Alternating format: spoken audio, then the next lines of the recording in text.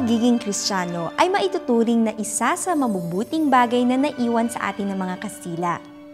Dahil sa kanila, nakilala natin ang iisa at tunay na Diyos at natutong sumamba sa Kanya. Naging bahagi ng kamalayan natin ang mabuhay alinsunod sa mga turo ni Jesus. Kasabay ng pagpapalaganap ng Kristyanismo sa ating bansa ay ang pagkakaroon din ng mga tradisyon na lalong nagpatibay sa ating pananampalataya sa Diyos. Isa sa mga tradisyong ito na pinasimulan ng mga praile ay ang simbang gabi. Ang simbang gabi ay nagsimula sa Pilipinas noong 1700s.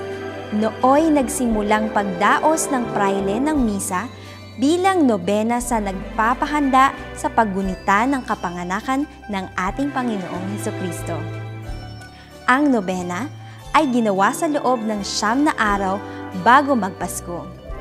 Ang mga praile ay sadyang nagdiwang ng misa para mabigyang diin sa puso at isipan ng mga bagong kaanib ang kahalagahan ng nalalapit na paggunita sa kapanganakan ng Panginoong Hesus. Ang simbang gabi ay tinatawag ding Misas de Gallo. Ang gallo sa wikang Espanyol ay nangangahulugang tandang. Ang unang tilao kasi ng tandang ang hudyat noon upang ang mga Pilipino ay gumising at maghanda sa pagsisimba. Dahil karamihan ng mga Pilipino noon ay mga magsasaka at mangingisda na buong araw abala sa kanilang kabuhayan, naisip ng mga praile na idaos ang misa bago pa man sumikat ang araw at magsimula ang mga tao sa kani-kanilang gawain sa bukid o sa laot.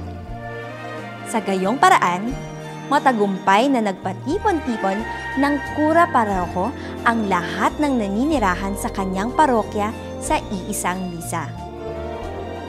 Ang simbang gabi ay tinatawag ding Misas de Aguinaldo.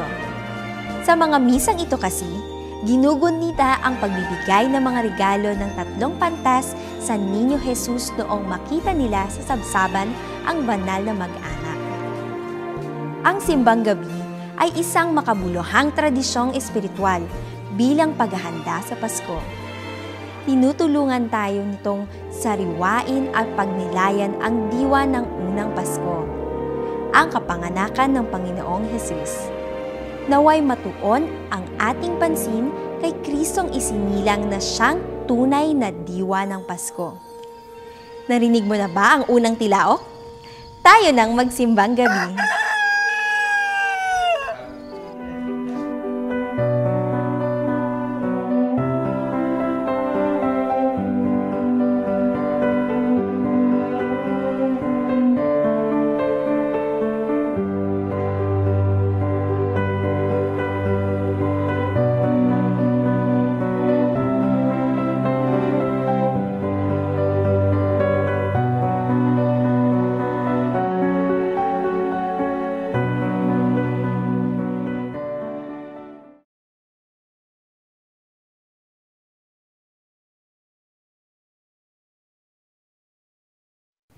Kailangan po namin ang inyong tulong upang maipalaganap ang kanyang salita.